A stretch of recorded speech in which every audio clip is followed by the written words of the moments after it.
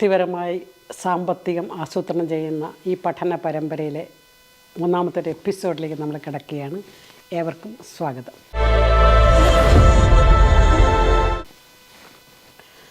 കഴിഞ്ഞ എപ്പിസോഡിൽ നമ്മൾ പണം സൃഷ്ടിക്കുന്നവരാകുക എന്നൊരു വിഷയത്തെക്കുറിച്ച് ചിന്തിച്ചത്. സാധാരണ രീതിയിൽ 90% മലയാളികളും അധ്വാനിക്കുന്നവരും പണം സൃഷ്ടിക്കുന്നവരുമാണ്. പ്രത്യേകിച്ച് വിദേശത്തോട്ടൊക്കെ നമ്മൾ പോകുമ്പോൾ അവർ പറയാറുണ്ട്, മലയാളികളുടെ അധ്വാനിക്കാനുള്ള കഴിവ്, മനസ്സിനെക്കുറിച്ചൊക്കെ വളരെ അഭിനന്ദനാർഹമായ രീതിയിൽ അവർ സംസാരിക്കാറുണ്ട്. പണിയെടുക്കാൻ മിടുക്കരാണെന്നും മടിയില്ല എന്നുമൊക്കെ. പക്ഷേ മലയാളിയുടെ ഒരു വലിയ കുഴപ്പം എന്ന് പറയുന്നത്, അധ്വാനിക്കുന്ന പണം വിവേകപൂർവ്വം ഉപയോഗിക്കാൻ അറിയത്തില്ല. ഇവിടെയാണ് നമ്മളൊരു ബജറ്റിംഗ് എന്ന വിഷയത്തിലേക്ക് വരുന്നത്. നമ്മുടെ എപ്പിസോഡ് നല്ലൊരു ബജറ്റ് എങ്ങനെ തയ്യാറാക്കാം എന്നതിനെക്കുറിച്ചാണ്. പ്രത്യേകിച്ച് വ്യക്തിപരമായ ജീവിതത്തിൽ അല്ലെങ്കിൽ നമ്മുടെ ഫാമിലി എക്കണോമിക്സ്. ഈ എക്കണോമിക്സ് എന്നുള്ള വാക്ക് തന്നെ ഉണ്ടായത് ഒയ്ക്കണോമിയ എന്ന ഗ്രീക്ക് പദത്തിൽ നിന്നാണ്. ആ പദത്തിൻ്റെ അർത്ഥം ഹൗസ് ഹോൾഡ് മാനേജ്മെൻ്റ് എന്നാണ്. ഗാർഹിക സമ്പദ് വ്യവസ്ഥയുമായിട്ട് ബന്ധപ്പെട്ടാണ് ഇക്കണോമിക്സ് അല്ലെങ്കിൽ സാമ്പത്തിക ശാസ്ത്രം എന്നുള്ള പദം തന്നെ ഉടലെടുത്തത്. ബജറ്റ് എന്നുള്ള വാക്കാകട്ടെ ഗ്രീക്കിൽ നിന്നും ലാറ്റിൽ നിന്നും ഫ്രഞ്ചിൽ നിന്നും ഉടലെടുത്താണ്. ബുൾഗ എന്ന ലാറ്റിൻ വാക്കിൽ നിന്നും ബുഗറ്റ് എന്ന ഫ്രഞ്ച് വാക്കിൽ നിന്നുമാണ് ബജറ്റ് അഥവാ പേഴ്സ് എന്നർത്ഥം വരുന്ന ഈ ഒരു ആശയം ഉടലെടുക്കുന്നത്. നമുക്കറിയാം, ഈ ധനകാര്യ മന്ത്രിമാരൊക്കെ ഒരു പെട്ടിയും പിടിച്ചുകൊണ്ട് ബജറ്റ് അവതരിപ്പിക്കാൻ വരുന്നത് ആ ഒരു പേഴ്സ്, പെട്ടി എന്നൊരർത്ഥത്തിൽ നിന്നാണ്. എന്തിനാണ് ബജറ്റിംഗ്? പലരും എന്നോട് ചോദിക്കാറുണ്ട്. അതൊക്കെ അങ്ങനെ അങ്ങോട്ട് വരുന്ന പോലെയൊക്കെ അങ്ങ് ജീവിച്ചു പോയാൽ പോരെ, എന്തിനാണ് ബജറ്റ്? പലരും ചോദിക്കാറുണ്ട്. ആസൂത്രണം ചെയ്യുക എന്നുള്ളത് മനുഷ്യന് ദൈവം കൊടുത്തിരിക്കുന്ന സവിശേഷമായ ഒരു ബുദ്ധിശക്തിയുടെ ഭാഗമാണ്. പ്രത്യേകിച്ച് ലൂക്കായുടെ സുവിശേഷത്തിൽ 16-ാം അധ്യായത്തിൽ, ലൂക്കായുടെ സുവിശേഷം 16-ാം അധ്യായം 10 മുതൽ 12 വരെയുള്ള വാക്യങ്ങളിൽ വിശ്വസ്തതയെക്കുറിച്ച് നമ്മളിങ്ങനെ വായിക്കുന്നത് അല്ലേ. ചെറിയ കാര്യങ്ങളിൽ വിശ്വസ്തൻ വലിയ കാര്യങ്ങളിലും വിശ്വസ്തനായിരിക്കും. ചെറിയ കാര്യങ്ങളിൽ അവിശ്വസ്തൻ വലിയ കാര്യങ്ങളിലും അവിശ്വസ്തനായിരിക്കും. അടുത്ത വരിയാണ് ഏറ്റവും പ്രധാനപ്പെട്ട. അധാർമിക സമ്പത്തിൻ്റെ കാര്യത്തിൽ വിശ്വസ്തരായിരുന്നില്ലെങ്കിൽ യഥാർത്ഥ ധനം ആര് നിങ്ങളെ ഏൽപ്പിക്കും? മറ്റൊരുവൻ്റെ കാര്യത്തിൽ നിങ്ങൾ വിശ്വസ്തരല്ലെങ്കിൽ നിങ്ങൾക്ക് സ്വന്തമായവ ആര് നിങ്ങൾക്ക് തരും? ഒരു വിശ്വസ്തതയുടെ, ഒരു കമ്മിറ്റ്മെൻറ്റിൻ്റെ, ഒരു പ്രതിബദ്ധതയുടെ കാര്യത്തെക്കുറിച്ചാണ് നമ്മൾ കടന്നു വരുന്നത്.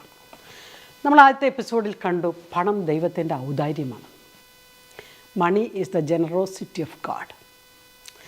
അങ്ങനെ ദൈവം ഉദാരമായി നമ്മളെ ഏൽപ്പിച്ച പണം, അത് നമ്മൾ അധ്വാനിച്ചുണ്ടാക്കേണ്ടതാണ്. നമ്മൾ 2-ാമത്തെ എപ്പിസോഡിൽ കണ്ടു.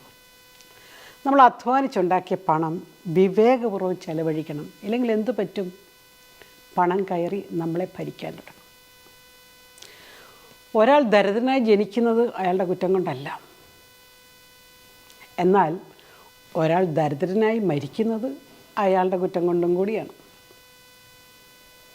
അതുകൊണ്ട് ജീവിതത്തെ മെച്ചപ്പെട്ടതായിട്ട് നമുക്ക് നയിച്ചു കൊണ്ട് പോകണമെങ്കിൽ ചില കാര്യങ്ങൾ നമ്മൾ അറിയണം. 4 വാക്കുകൾ നിങ്ങളുടെ ശ്രദ്ധയിൽപ്പെടുത്താൻ ഞാൻ ആഗ്രഹിക്കുന്നു. ആവശ്യം, അത്യാവശ്യം, അനാവശ്യം, ആഡംബരം. ഏതൊരു വസ്തു വാങ്ങിക്കാൻ പോകുന്നതിന് മുമ്പ് ഇത് നമ്മളോട് തന്നെ ചോദിക്കേണ്ട ചോദ്യമാണ്. ഇതെനിക്ക് അവശ്യ വസ്തുവോ? ഇതെനിക്ക് അത്യാവശ്യ വസ്തുവോ? ഇതെനിക്ക് അനാവശ്യ വസ്തുവോ അഥവാ ആഡംബര വസ്തുവോ? ഡിസിഷൻ നമ്മുടേതാണ്, വ്യക്തിപരമാണ്. പരസ്യങ്ങളോ ചുറ്റുപാടുമുള്ളവരോ മറ്റുള്ളവരോ നമ്മളെ സ്വാധീനിക്കാതെ കൃത്യമായി ഉള്ളിൻ്റെ ഉള്ളിൽ നിന്ന് വിവേകത്തോടെ തീരുമാനിക്കാൻ വിശ്വസ്തയോടുകൂടി, ചെറിയ കാര്യങ്ങളിൽ വിശ്വസ്തത കാണിക്കുമ്പോഴാണ് വലിയ കാര്യങ്ങൾ നമ്മളെ ഭരമേൽപ്പിക്കുന്നത്. അതിന് ചെറിയ കാര്യങ്ങളിൽ വിശ്വസ്തത ഉണ്ടാകാൻ വേണ്ടി നമ്മൾ ഓർക്കണം. പണ്ടൊക്കെ ഇങ്ങനെ നമ്മൾ പറയാറുണ്ട്, പേഴ്സ് നിറച്ച് പണവുമായിട്ട് പോയി സഞ്ചി നിറച്ച് സാധനങ്ങളുമായിട്ട് വരുന്നു. ഇന്ന് തിരിച്ചാണ്. നമ്മൾ സഞ്ചി നിറച്ച് പണവുമായിട്ട് പോയാലേ പേഴ്സ് നിറയ്ക്കാനുള്ള സാധനങ്ങളെങ്കിലും കിട്ടുള്ളൂ. ഇതിനെ ഞങ്ങൾ സാമ്പത്തിക ശാസ്ത്രത്തിൽ ഇൻഫ്ലേഷൻ എന്നുള്ള വാക്ക് ഉപയോഗിച്ചാണ് പറയുന്നത്. പണപ്പെരുപ്പം. ഈ ഇൻഫ്ലേഷൻ അഥവാ പണപ്പെരുപ്പം എന്ന് പറഞ്ഞു കഴിഞ്ഞാൽ പണം പെരുകുന്ന അവസ്ഥ മാത്രമല്ല, പണത്തിൻ്റെ മൂല്യം കുറയുന്ന അവസ്ഥയാണ്. വാല്യൂ ഓഫ് മണി, പണത്തിൻ്റെ മൂല്യം കുറയുന്ന അവസ്ഥയാണ് പണപ്പെരുപ്പം എന്ന് പറഞ്ഞാൽ ഇന്നലെ 10 രൂപയ്ക്ക് മാർക്കറ്റിൽ കിട്ടിയിരുന്ന സാധനം ഇന്ന് 10 രൂപയ്ക്ക് കിട്ടുന്നില്ല എങ്കിൽ അതിൻ്റെ അർത്ഥം 10 രൂപയുടെ മൂല്യം പോയി എന്നുള്ളതാണ്. 10 രൂപയുടെ വില പോയി എന്നാണ് അതിൻ്റെ അർത്ഥം. അതുകൊണ്ട് മൂല്യമുള്ള വസ്തുവായിട്ട് പണത്തെ നമ്മൾ കരുതണം, കാണണം. പണം ഒരു സ്രോതസ്സാണ്, അതൊരു സോഴ്സാണ്. ആ ഒരു സ്രോതസ്സിനെ വളരെ സുവിശേഷാത്മകമായ രീതിയിൽ ഒരു മിഷണറി ചൈതന്യത്തോടുകൂടി കാണണമെന്നൊക്കെ നമ്മൾ കണ്ടു. അങ്ങനെ കാണുന്നിടത്താണ് ഒരു ബജറ്റിൻ്റെ പ്രസക്തി. ഈ പഠന പരമ്പര ശ്രവിക്കുന്ന ശ്രോതാക്കളോട് എനിക്കൊരു റിക്വസ്റ്റ് ഉണ്ട്. നിങ്ങളിതിനെ ഗൗരവപരമായിട്ട് എടുക്കുകയാണെങ്കിൽ ഒരു നോട്ട് ബുക്കും പേനയും എടുക്കുക. ഒരു സിമ്പിൾ ബജറ്റ് നിങ്ങളെ പഠിപ്പിക്കാൻ ഞാൻ ആഗ്രഹിക്കുന്നു. ഒരു പേജ് എടുത്തിട്ട് ഒരു 4 കോളം വരയ്ക്കുക. ആദ്യത്തെ കോളത്തിൻ്റെ ഹെഡിങ് വരുമാനമാണ്, രണ്ടാമത്തെ കോളത്ത് ചെലവാണ്, മൂന്നാമത്തതിനെ കടം എന്ന് വിളിക്കുന്നു, നാലാമത്തതിനെ സമ്പാദ്യമാണ്. അങ്ങനെ 4 കോളങ്ങൾ നിങ്ങൾക്ക് വരയ്ക്കാൻ സാധിക്കുകയാണെങ്കിൽ നിങ്ങളുടെ ജീവിതത്തിൽ ഒരു സന്തുലിതമായൊരു ബജറ്റ് ഉണ്ടാക്കാൻ എനിക്ക് നിങ്ങളെ സഹായിക്കാനാവും. നമുക്ക് ആദ്യത്തെ കോളത്തിലേക്ക് വരാം. ആദ്യത്തെ കോളത്തിൽ നമ്മൾ നമ്മുടെ വരുമാനത്തെക്കുറിച്ച് എഴുതുന്നു. ചിലരൊക്കെ പറയും ഇതൊക്കെ എഴുതാൻ തുടങ്ങി കഴിഞ്ഞാൽ ആകെ പണിയാണ്, അതിനേക്കാളും നല്ലത് ഇതൊന്നും എഴുതാതിരിക്കുന്നു. ചിലരൊക്കെ ഒളിച്ച് കളിക്കുന്നവർക്കൊക്കെ വരുമാനമൊക്കെ എഴുതി വയ്ക്കാൻ ബുദ്ധിമുട്ടാണ്. ഭാര്യയുടെ വരുമാനം ഭർത്താവ് അറിയണോ, ഭർത്താവിൻ്റെ വരുമാനം ഭാര്യ അറിയണോ, ഇങ്ങനെ പല പല ചോദ്യങ്ങളുണ്ട്. ഞാനൊരു ദിവസം ഒരു പ്രീ മാരേജ് കോഴ്സ്, വിവാഹമൊരുക്ക സെമിനാറിൽ ക്ലാസ് എടുത്തതിന് ശേഷം ഇങ്ങനെ നിന്നപ്പോൾ ഒരു പെൺകൊച്ച് സംശയം ചോദിച്ചു. അക്കൗണ്ടിൻ്റെ പാസ്വേഡ് പങ്കാളിക്ക് പറഞ്ഞു കൊടുക്കേണ്ട കാര്യമുണ്ടോ? പണ്ട് കാലത്ത് ഇങ്ങനത്തെ ചോദ്യങ്ങളൊന്നും ഇല്ലായിരുന്നു കേട്ടോ. ഇപ്പോഴത്തെ കാലത്തെ ന്യൂ ജനറേഷൻ്റെ ചോദ്യങ്ങളാണ്. അക്കൗണ്ടിൻ്റെ പാസ്വേഡ് അല്ലെങ്കിൽ പിൻ നമ്പർ ജീവിത പങ്കാളിക്ക് പങ്കുവയ്ക്കേണ്ട കാര്യമുണ്ടോ? ഞാൻ പറഞ്ഞു അത് നിങ്ങൾ തമ്മിലുള്ള സ്നേഹത്തിൻ്റെയും ഐക്യത്തിൻ്റെയും പ്രശ്നമാണ്, നിങ്ങൾ തമ്മിലുള്ള സുതാര്യമായ ബന്ധത്തിൻ്റെ പ്രശ്നമാണ്. അവിടെ ഒരു നിയമം വഴിയല്ല അത് ചെയ്യേണ്ടത്, അല്ലെങ്കിൽ ഒരു ഫോർമുല എനിക്ക് പറയാൻ പറ്റത്തില്ല എന്ന് പറഞ്ഞു. പലപ്പോഴും ഇൻകത്തിൻ്റെ കോളത്തിൽ നമുക്ക് എഴുതുമ്പോൾ നമുക്ക് വരുമാനം എന്ന് പറയുന്നത് കൃഷിയിൽ നിന്നാകാം, അല്ലെങ്കിൽ ജോലി ചെയ്ത് ശമ്പളമാകാം, അല്ലെങ്കിൽ ഇൻസെൻറ്റീവുകളാകാം, ബിസിനസ്സിലെ ലാഭമാകാം, പല രീതിയിലായിരിക്കാം. നിങ്ങളുടെ വരുമാനം ഏകദേശ ധാരണ നമ്മളിപ്പോൾ ഒരു മാസത്തേക്കൊക്കെ ഉണ്ടാക്കുകയാണെങ്കിൽ ഒരു മാസത്തെ വരുമാനത്തിൻ്റെ ഒരു ഏകദേശ ധാരണ, ഒരു പിക്ചർ എത്രയെന്നൊന്ന് എഴുതുന്നത് നല്ലതാണ്. അത് കുടുംബാംഗങ്ങൾ അറിയുന്നതും നല്ലതാണ്. ഞാനിപ്പോഴും ഓർക്കുന്നുണ്ട്, ഒരു കുടുംബം ആത്മഹത്യക്ക് പോയി. ആ ആത്മഹത്യക്ക് പോകാൻ പോയ കുടുംബത്തെ രക്ഷിക്കാൻ സാധിച്ചു. ആ കുടുംബത്തിൻ്റെ പ്രശ്നം എന്താണെന്ന് ചോദിച്ചു കഴിഞ്ഞാൽ അവർക്കൊരു 8 ലക്ഷം രൂപയുടെ കടമയുണ്ടായിരുന്നുള്ളൂ. പക്ഷെ അതൊരു 10-20 പേരോടായിരുന്നു. ബാങ്കിൽ കടമുണ്ടായിരുന്നു, വീടൊക്കെ വിറ്റ് ബാങ്കിൻ്റെ കടം വീട്ടി. പക്ഷേ മനുഷ്യരോട് മേടിച്ച ഈ അമിത പലിശയുടെ കടം വീട്ടാൻ അവർക്ക് പറ്റാതെ വന്നപ്പോൾ വീട്ടിലെ ഒരു 3-4 പേര് വന്ന് കടത്തിൻ്റെ ആവശ്യത്തിനായിട്ട് വന്ന് അവരെ പറഞ്ഞു വിട്ട് കഴിയുമ്പോൾ അടുത്ത 3 പേര് വരും. അവർ മടുത്തപ്പോൾ ഭാര്യയും ഭർത്താവിനായിട്ട് കുഞ്ഞുങ്ങളും കൂടി വിഷം കഴിച്ച് ആത്മഹത്യ തീരുമാനിച്ചു. അവരുടെ കൗൺസിലിംഗ് സമയത്ത് ആ സ്ത്രീ എന്നോട് പറയുമായിരുന്നേ, എനിക്കറിയില്ലായിരുന്നു ഈ കുടുംബം അല്ലെങ്കിൽ ഇങ്ങനെ ഞങ്ങൾ കടത്തിലാണെന്ന്. അപ്പോൾ ഞാൻ അയാളുടെ മുഖത്തോട്ട് നോക്കി, ഭർത്താവിൻ്റെ മുഖത്തോട്ട് നോക്കി, എൻ്റെ ഭാര്യയോട് ഇതൊന്നും പറഞ്ഞില്ലേ? നല്ലൊരു മനുഷ്യൻ, അയാൾ കരയാണ്. അദ്ദേഹം പറയുമായിരുന്നു, ഭാര്യയെ മക്കളെ അമിതമായി സ്നേഹിക്കുന്നൊരു മനുഷ്യൻ. അദ്ദേഹം പറയാണ്, ഞാനോ വിഷമിച്ചാണ് നടക്കുന്നത്, പിന്നെ എന്തിനാ ഇവരെയും കൂടി വിഷമിപ്പിക്കണമെന്ന് ഞാൻ ചിന്തിച്ചു. എന്നിട്ട് ആ സ്ത്രീ എന്നോട് പറയായിരുന്നു, ഇത്രയും കടത്തിലൂടെയാണ് ഞങ്ങൾ കടന്നു പോകുന്നതെന്ന് ഞാൻ അറിഞ്ഞിരുന്നെങ്കിൽ ഞാൻ ഈ പിള്ളേരെയൊക്കെ അതനുസരിച്ചുള്ള സ്കൂളിലൊക്കെ അഡ്മിഷൻ എടുത്ത് ചേർക്കുമായിരുന്നുള്ളൂ. പലപ്പോഴും ഭാര്യ ഭർത്താക്കന്മാർ പരസ്പരം പങ്കുവയ്ക്കാത്തൊരു മേഖലയാണ് സാമ്പത്തിക മേഖല. പ്രണയിക്കുന്ന കാലത്തും അത് കഴിഞ്ഞുമൊക്കെ ഇതൊക്കെ പലപ്പോഴും നമ്മൾ കണ്ടുമുട്ടുന്നു. അവർ പറയുന്നത് എന്നാണെന്നറിയാമോ, പണത്തിൻ്റെ കാര്യം പറയാൻ നിൽക്കാൻ ഞങ്ങൾ തല്ലുപിടിക്കും, ഞങ്ങളൊന്ന് വഴക്കാവും. പണത്തിലൊരു റൊമാൻസില്ല ടീച്ചറെ എന്നോട് പറഞ്ഞ ഒരാൾ. പണത്തിനകത്തൊരു റൊമാൻസ് ഇല്ല, ഉള്ള റൊമാൻസിനെയൊക്കെ നശിപ്പിക്കുന്ന വില്ലനാണ് പണം. അതുകൊണ്ട് കാശിൻ്റെ കാര്യം ഞങ്ങൾ മിണ്ടത്തേയില്ല, മിണ്ടിയ വഴക്കാണ് വീട്ടിൽ. പ്രിയപ്പെട്ടവരെ, പണം സംസാര വിഷയമാകണം വീട്ടിൽ. നമ്മുടെ വീടിൻ്റെ വരുമാനം എന്താണെന്ന് അപ്പനും അമ്മയും മക്കളും അറിയണം. മക്കളറിയാത്തത് മൂലമുള്ള ധാരാളം പ്രശ്നങ്ങൾ അത് നമുക്ക് പിന്നീടുള്ള എപ്പിസോഡുകളിൽ നമുക്ക് കാണാം കേട്ടോ.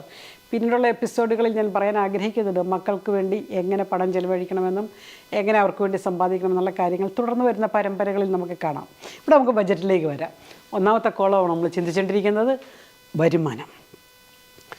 വരുമാനം എഴുതിക്കഴിഞ്ഞാൽ ഉടൻ തന്നെ നമ്മൾ എഴുതേണ്ടത് നാലാമത്തെ കോളമാണ്. അത് സമ്പാദ്യമാണ്. വരുമാനത്തിൽ നിന്ന് ഒരു വീതം, എത്ര ചെറിയ വരുമാനക്കാരാണെങ്കിലും ഒരു ചെറിയ വീതം നാലാമത്തെ കോളത്തിലേക്ക് മാറ്റാനുണ്ടാകണം.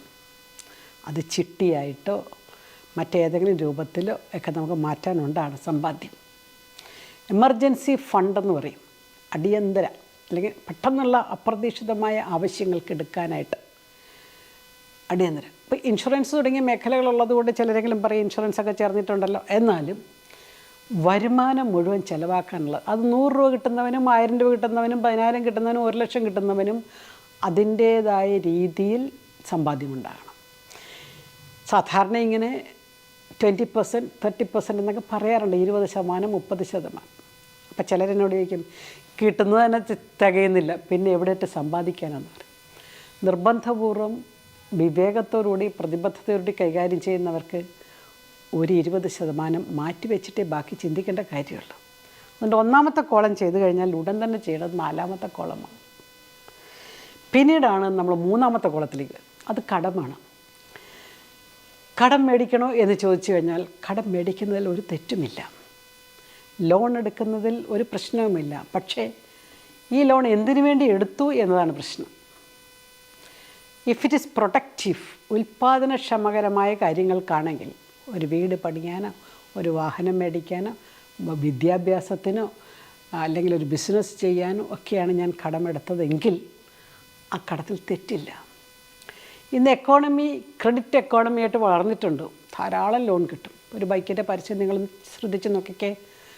വെറുതെ ഇങ്ങോട്ട് പോരുക, ബൈക്കും കൊണ്ട് പൊയ്ക്കുക, 36 തവണകളിൽ അടച്ചു തീർത്താൽ മതി. ആരും വീണു പോണ പരസ്യം. വെറുതെ ഇങ്ങ് വന്നാൽ മതി. ഡൗൺ പേയ്മെൻറ്റ് പോലും ഇല്ല. പണ്ടങ്ങനെയല്ലായിരുന്നു. 10,000 രൂപ അടയ്ക്കൂ, ബാക്കി കൊണ്ടുപോകും. ഇപ്പോൾ അതുകൂടി ഇല്ലാണ്ടായി. ക്രെഡിറ്റ് എക്കോണമിയുടെ വളർച്ചയാണ്. ക്രെഡിറ്റ് എക്കോണമിയുടെ വളർച്ചയിൽ തെറ്റൊന്നുമില്ല. കാരണം കാശ് ഉണ്ടാക്കി സൂക്ഷിച്ച് വെച്ചിട്ട് എല്ലാം ഉണ്ടാക്കാമെന്ന് വെച്ച് കഴിഞ്ഞാൽ നടക്കത്തില്ലല്ലോ. അതുകൊണ്ട് ക്രെഡിറ്റ് എക്കോണമിയുടെ വളർച്ചയിൽ തെറ്റൊന്നുമില്ല. പക്ഷേ വിവേകം നമ്മളെ ഭരിക്കണമെന്ന് മാത്രം. പ്രൊഡക്റ്റീവ് പർപ്പസിന്, ഉൽപ്പാദനക്ഷമതയുള്ള കാര്യങ്ങൾക്ക് വേണ്ടിയാണ് കടമെടുത്തത്. കടം എന്ന് പറഞ്ഞാൽ ചിലപ്പോൾ ഹൗസിംഗ് ലോണാകാം. അതിനടയ്ക്കുന്ന EMI മാസാമാസം നമ്മൾ അടയ്ക്കുന്നു. അല്ലെങ്കിൽ ഒരു വെഹിക്കിൾ ലോണാകാം. എല്ലാ മാസവും അടയ്ക്കുന്ന ഗഡു, അതാണ് നമ്മൾ മൂന്നാമത്തെ കുളത്തിൽ എഴുതുന്നത് കടത്തിൽ. ഓർക്കണം, പിടിച്ച ചിട്ടി കടമാണ്, പിടിക്കാത്ത ചിട്ടി സമ്പാദ്യമാണ്. അപ്പോൾ നമ്മൾ എഴുതുമ്പോൾ ശ്രദ്ധിച്ചോളണം. പിടിക്കാത്ത ചിട്ടിയാണെങ്കിൽ സമ്പാദ്യത്തിൻ്റെ കുളത്തിലാണ് തുക പോകേണ്ടത്. പിടിച്ച ചിട്ടിയാണെങ്കിൽ കടത്തിൻ്റെ കുളത്തിലാണ് അത് പോകേണ്ടത്. ഇനി നമ്മൾ ചെയ്യേണ്ടത് മൂന്നാമത്തെ കുളവും നാലാമത്തെ കുളവും കൂടി കൂട്ടണം. ദാറ്റ് മീൻസ് കടം പ്ലസ് സമ്പാദ്യം. ആ കൂട്ടിക്കിട്ടുന്ന തുക ഒന്നാമത്തെ കോളത്തിൽ നിന്ന് കുറയ്ക്കണം. എന്നൊന്നുകൂടി വ്യക്തമാക്കാം. 3ഉം 4ഉം കോളങ്ങൾ കൂട്ടി അതിൽ ലഭിക്കുന്ന തുക ഒന്നാമത്തെ കോളത്തിൽ നിന്ന് കുറയ്ക്കുക. അപ്പോൾ കിട്ടുന്ന തുകയാണ് രണ്ടാമത്തെ കോളത്തിൽ എഴുതേണ്ടത്. ദാറ്റ് മീൻസ് ചിലവാക്കാനുള്ള തുക അതാണ്. ഒരു വലിയ സാമ്പത്തിക തത്വമാണ് ഞാൻ പഠിപ്പിക്കുന്നത്. ചിലവ് കഴിഞ്ഞ് മിച്ചം വരുന്നതല്ല സമ്പാദ്യം. സമ്പാദ്യം കഴിഞ്ഞ് മിച്ചം വരുന്നതാണ് ചിലവ്. ഞാൻ ആവർത്തിക്കുന്നു, ചിലവ് കഴിഞ്ഞ് മിച്ചം വരുന്നതല്ല സമ്പാദ്യം. സമ്പാദ്യം കഴിഞ്ഞ് മിച്ചം വരുന്നതാണ് ചിലവ്. അപ്പോൾ സമ്പാദിക്കണമെന്നുള്ളത് അതിനേക്കാളും പ്രധാനപ്പെട്ടതാണ്. ചില ചോദിക്കാറുണ്ട്, നാളെ നമ്മൾ ഉണ്ടാകുമെന്ന് അറിയത്തില്ല, അതുകൊണ്ട് ഇന്ന് അടിച്ചു പൊളിച്ച് ജീവിക്കാം. ചിലർ പറയും, ഇന്ന് അടിച്ചു പൊളിച്ച് ജീവിച്ചു കഴിഞ്ഞിട്ട് നാളെ നമുക്ക് അസുഖങ്ങൾ വരുമ്പോൾ, വാർദ്ധക്യത്തിൽ വരുമ്പം കാശ് വേണ്ടേ? രണ്ട് ചിന്തയും പ്രധാനപ്പെട്ടതാണ്. പക്ഷേ രണ്ടിൻ്റെയും മധ്യത്തിൽ നിന്ന് നമ്മൾ ചിന്തിക്കുക. ഇന്ന് അടിച്ചു പൊളിച്ച് ജീവിച്ച് നാളെക്കുറിച്ച് ഒന്നുമില്ലാതെ വരികയും നാളെക്കുറിച്ച് മാത്രം വ്യസനപ്പെട്ട് ആദ്യ പിടിച്ച് ഇന്ന് ജീവിക്കാതിരിക്കുകയും ചെയ്യുന്നത് മണ്ടത്തരമാണ്. അപ്പോൾ ബജറ്റ് ഉണ്ടാക്കാമെന്ന് തീരുമാനിക്കുക എന്നുള്ളതാണ് ആദ്യത്തെ പടി. അത് പലർക്കും പല രീതിയിൽ ഉണ്ടാക്കാം. ഒരുപക്ഷെ ആഴ്ചയിലുള്ള ബജറ്റാകാം, മാസത്തിൻ്റെ ബജറ്റാകാം, വാർഷിക ബജറ്റാകാം. ഓരോരുത്തരുടെ സൗകര്യം അനുസരിച്ചും വരുമാനം അനുസരിച്ചൊക്കെ അത് മാറിപ്പോകും. പക്ഷെ ഒരു കാര്യം ഉറപ്പാണ്, ബജറ്റ് ഉണ്ടാക്കണം. പറ്റുമെങ്കിൽ ഭാര്യയും ഭർത്താവും മക്കളും ഒന്നിച്ചിരുന്ന് ഉണ്ടാക്കാൻ സാധിക്കുകയാണെങ്കിൽ ബ്യൂട്ടിഫുൾ. പക്ഷെ ചില വീടുകളിലെങ്കിലും അതിൻ്റേതായ ചില അസ്വസ്ഥതകളൊക്കെ ഉള്ളതുകൊണ്ട് നമുക്ക് ബുദ്ധിമുട്ടാണ്. കമ്മി ബജറ്റ് അല്ലെങ്കിൽ മിച്ച ബജറ്റ്, ഇങ്ങനെ പല വാക്കുകൾ നിങ്ങൾ കേട്ടിട്ടുണ്ടാകുമല്ലോ അല്ലേ? വരുമാനം ചിലവിനേക്കാൾ കൂടി നിൽക്കുന്നത്, അല്ലെങ്കിൽ ചിലവ് വരുമാനത്തേക്കാൾ കൂടി നിൽക്കുന്നത്, പല രീതിയിലാണ് ബജറ്റുകൾ വരുന്നത്. നമ്മളെ സംബന്ധിച്ചിടത്തോളം സർക്കാരിൻ്റെ ബജറ്റ് പോലെയല്ല നമുക്ക്. സർക്കാരിൻ്റെ ബജറ്റിൻ്റെ പ്രത്യേകത, സർക്കാർ ആദ്യം ചിലവ് കോളം കണ്ടുപിടിക്കും. അടുത്ത വർഷം എന്തൊക്കെ ചിലവുണ്ട്, അങ്ങനെയെങ്കിൽ ആ ചിലവിനെയൊക്കെ നേരിടാൻ എങ്ങനെ വരുമാനം കണ്ടുപിടിക്കും. അതാണ് പബ്ലിക് ഫിനാൻസ് എന്ന് പറയും, സർക്കാരിൻ്റെ ബജറ്റ്. എന്നാൽ സ്വകാര്യ വ്യക്തികളുടെ കാര്യത്തിൽ തിരിച്ചാണ്. വരുമാനം എത്രയുണ്ടെന്ന് നോക്കുന്നു.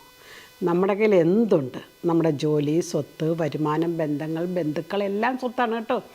നമ്മുടെ ഒരു വീട്ടിലെ അംഗങ്ങളുടെ എണ്ണം ഒക്കെ വളരെ പ്രധാനപ്പെട്ടാണ് അത് എഴുതുമ്പോഴത്തേക്കും. അപ്പോൾ നമുക്ക് എന്തുണ്ട് എന്നുള്ളതാണ്. ഭാവിയിൽ എന്തുണ്ടാക്കണമെന്ന് നമ്മൾ ചിന്തിക്കും. രണ്ട് തരത്തിലുള്ള ചിലവുകൾ നമുക്ക് ഭാവിയിൽ വന്നു പെടാം. ഒന്ന് പ്ലാൻഡ് എക്സ്പെൻഡിച്ചർ എന്ന് പറയും. പ്ലാൻഡ് എക്സ്പെൻഡിച്ചർ എൻ്റെ മക്കളുടെ വിവാഹമാകാം, വിദ്യാഭ്യാസമാകാം, ഇതൊക്കെ നമുക്ക് പ്ലാൻ ചെയ്യാൻ പറ്റും. ചില അൺഫോർസീൻ എക്സ്പെൻഡിച്ചർ എന്ന് പറയും, അപ്രതീക്ഷിത ചിലവുകൾ. ഒരു രോഗമോ ഒരു മറ്റപകടമോ മറ്റു രീതിയിലുള്ളത് അല്ലേ, അപ്രതീക്ഷിതമാണ്. ഇപ്പം രണ്ട് രീതിയിലുള്ള ചിലവുകളെ നമുക്ക് മുന്നിൽ കാണാൻ സാധിക്കണം. പക്ഷേ ഭാവിയെക്കുറിച്ച് ആദ്യം പിടിച്ച് ഇന്ന് ജീവിക്കാൻ മറന്നുപോവുകയും ചെയ്തു. ഇന്ന് ജീവിക്കാൻ മറന്നുപോയ അനേകം പേരെ നമ്മൾ ചുറ്റിൽ കാണുന്നുണ്ട്. അപ്പോൾ നമ്മൾ ചിന്തിക്കുമ്പോഴത്തേക്കും വരുമാനത്തിൻ്റെ വിവിധ സ്രോതസ്സുകൾ കണ്ടുപിടിച്ചു. ഭാവിയിൽ എന്ത് വേണം, അതാണ് സമ്പാദ്യത്തിൻ്റെ സ്രോതസ്സ് കണ്ടുപിടിച്ചു. കടം എങ്ങനെയുണ്ടായി, എന്തിനുണ്ടായി. കടത്തിൽ ഉണരുന്നതിനേക്കാളും അത്താഴമില്ലാതെ കിടക്കാൻ ഞാൻ ഇഷ്ടപ്പെടുന്നുവെന്ന് ബെഞ്ചമിൻ ഫ്രാങ്ക്ലിൻ പറയാറുണ്ട്. കാരണം ഈ കപ്പലുമായിട്ട് ബന്ധപ്പെട്ടാണ് അദ്ദേഹം ചിന്തിച്ചത്. ഈ ജലം, വെള്ളം ഒരു സഞ്ചാര മാധ്യമം എന്നുള്ള നിലയിൽ കപ്പലിനെ താങ്ങി നിർത്തുക ചെയ്യുന്നത്. എന്നാൽ ജലം തന്നെ കപ്പലിനകത്തോട്ട് പ്രവേശിച്ചു കഴിഞ്ഞാൽ അത് സംഹാര താണ്ഡവമായി മാറുന്നു. അപ്പം നമ്മൾ മനസ്സിലാക്കേണ്ട ഒരു കാര്യം, കടം ഉണ്ടാകുന്നതിൽ കുഴപ്പമില്ല, കടം കയറി നമ്മളെ ഭരിക്കുന്ന ഒരവസ്ഥയിലേക്ക് വന്നു കഴിയുമ്പോൾ നമ്മൾക്ക് അത് ഭയങ്കര ബുദ്ധിമുട്ടായിട്ട് മാറും. അതുകൊണ്ടാണ് നമ്മളൊരു എമർജൻസി ഫണ്ടും ഒക്കെ കണ്ടുപിടിക്കണമെന്ന് പറഞ്ഞു. നമ്മളുണ്ടാക്കുന്ന ബജറ്റ് എപ്പോഴും ലളിതമായിരിക്കണം, സിമ്പിളായിരിക്കണം. വളരെ സമയബന്ധിതവും ലളിതവുമായ ബജറ്റാണ് എപ്പോഴും നല്ലത്. ചില ചിലവുകൾ നമുക്ക് മനസ്സിലാകും, ഇങ്ങനെ എഴുതി കഴിയുമ്പോൾ നമുക്ക് മനസ്സിലാകും ആ ചിലവ് ഒഴിവാക്കാമായിരുന്നു, അത് വേണമെങ്കിൽ വേണ്ട എന്ന് വെക്കാമായിരുന്നു. ഇപ്പോൾ ചിലവിൽ തന്നെ അത്യാവശ്യ ചിലവുകളുണ്ട്. ഇപ്പോൾ വിനോദത്തിനും ഒക്കെയുള്ള ചിലവുകളുണ്ട്. എല്ലാം നമുക്ക് വേണം. ചിലവ് കോളത്തിനകത്ത് നമ്മൾ എഴുതുമ്പോൾ അടുക്കളയിലെ ഭക്ഷണം, അല്ലെങ്കിൽ വസ്ത്രം, അല്ലെങ്കിൽ നമ്മുടെ യാത്രാ ചിലവുകൾ, വിനോദത്തിൻ്റെ ചിലവുകൾ, വല്ലപ്പോഴും ഒരു സിനിമ കാണുന്നത്, ഒരു യാത്ര പോകുന്നത്, ഇതൊക്കെ ചിലവാണ്. ഈ ചിലവുകളെല്ലാം ചിലവ് കോളത്തിൽ നമ്മൾ കണ്ടുപിടിക്കേണ്ടതാണ്. അപ്പോൾ നമ്മൾ അങ്ങനെ ഒരു കോളം ഉണ്ടാവുക എന്നുള്ളതാണ്. പലപ്പോഴും ഇതൊക്കെ എഴുതി വെച്ചാലും നമുക്കറിയാം ഒരു മാസം കഴിയുമ്പോൾ ഇത് വെട്ടിത്തിരുത്തേണ്ടി വരും. നമ്മൾ ഉദ്ദേശിച്ച പോലെയൊന്നും വല്ല കാര്യങ്ങൾ പോകുന്നതെന്ന് നമുക്ക് മനസ്സിലാകും. പക്ഷേ അതിനകത്തൊരു പ്രശ്നവുമില്ല. നമ്മൾ ഈ പരാജയങ്ങളെ അല്ലെങ്കിൽ നമ്മൾ തളർന്നു പോയ മേഖലകളെയൊക്കെ നമ്മൾ മനസ്സിലാക്കുക എന്നുള്ളതാണ്. അതുകൊണ്ടത് മനസ്സിലാക്കി കഴിഞ്ഞ് കഴിയുമ്പോൾ നമുക്ക് അറിയാൻ പറ്റും അടുത്ത മാസം നമ്മൾ എഴുതുമ്പോൾ അല്ലെങ്കിൽ അടുത്ത വർഷം നമ്മൾ എഴുതുമ്പോൾ നമുക്ക് കുറച്ചുകൂടി മെച്ചപ്പെട്ട രീതിയിൽ ബഡ്ജറ്റ് ഉണ്ടാക്കാം. അങ്ങനെ പ്രാക്ടീസ് ചെയ്ത് വരുമ്പോഴത്തേക്കും നമുക്ക് മനസ്സിലാകും. ഇത് മക്കളെയും കൂടി കാണിക്കുകയാണെങ്കിൽ അവർക്ക് മനസ്സിലാകും, എൻ്റെ വീടിൻ്റെ സാമ്പത്തിക സ്ഥിതി ഇതാണ്, ഇപ്പോൾ അതുകൊണ്ട് എനിക്കിങ്ങനെ ജീവിക്കാം. എന്നാൽ എൻ്റെ വീടിൻ്റെ സാമ്പത്തിക സ്ഥിതി വളർത്തേണ്ടത് എൻ്റെ ഒരു ഉത്തരവാദിത്വം കൂടിയാണ്. അപ്പോൾ അതനുസരിച്ച് കൂടുതൽ മെച്ചപ്പെട്ട സൗകര്യങ്ങൾ ഞാൻ ഉണ്ടാക്കണം. നമുക്കറിയാം 2 ഷർട്ട് ഉണ്ടെങ്കിൽ 20 ഷർട്ട് ഉണ്ടെങ്കിലും ജീവിക്കാം, 2 സാരി ഉണ്ടെങ്കിലും 20 സാരി ഉണ്ടെങ്കിലും ജീവിക്കാം, എങ്ങനെ വേണം. പക്ഷേ ഓരോരുത്തർക്കും അത് വ്യത്യസ്തമാണെന്ന് മനസ്സിലാക്കണം. മറ്റൊരാളെ നോക്കിയിട്ട് കാര്യമൊന്നുമില്ല. ഒരാളുടെ ചിലവ് ഒരിക്കലും മറ്റൊരാളുടെ ചിലവുമായിട്ട് ഒരിക്കലും താരതമ്യം ചെയ്യരുത്. കാരണം അവരുടെ ജീവിത രീതി വ്യത്യാസമുണ്ട്. അവരുടെ ജീവിതമാകുന്ന പരീക്ഷയ്ക്ക് അവരുടെ ക്വസ്റ്റ്യൻ പേപ്പർ വേറെയാണ്. അതുകൊണ്ട് അവരുടെ ഉത്തരങ്ങളും വ്യത്യസ്തമാണ്. നമ്മളൊരിക്കലും അനുകരണ മനോഭാവത്തിന് അല്ലെങ്കിൽ മറ്റുള്ളവരെ അനുകരിക്കാൻ പോകരുത്. ഇമിറ്റേഷൻ. സാധാരണ ഞങ്ങൾ പറയാറുണ്ടേ, താഴ്ന്ന വർഗം മധ്യവർഗത്തെ അനുകരിക്കും, മധ്യവർഗം സമ്പന്നവർഗത്തെ അനുകരിക്കും. ഈ അനുകരണ ഭ്രമമാണ് നമ്മുടെ ബജറ്റിനെ താളം തെളിക്കുന്നത്. അടുത്ത വീട്ടിൽ എങ്ങനെയാണ് ജീവിക്കുന്നതെന്നുള്ളതല്ല നമ്മൾ നോക്കേണ്ടത്, നമ്മുടെ വീട് എങ്ങനെയാണ് മുന്നോട്ട് കൊണ്ടുപോകേണ്ടത്. ഇനി ഇതിലൊരു സന്തുലിതമായ ഒരു ബജറ്റ് നിങ്ങൾക്ക് ഉണ്ടാകട്ടെ എന്ന് ഞാൻ ആഗ്രഹിക്കുന്നു, ആശംസിക്കുന്നു. നന്ദി.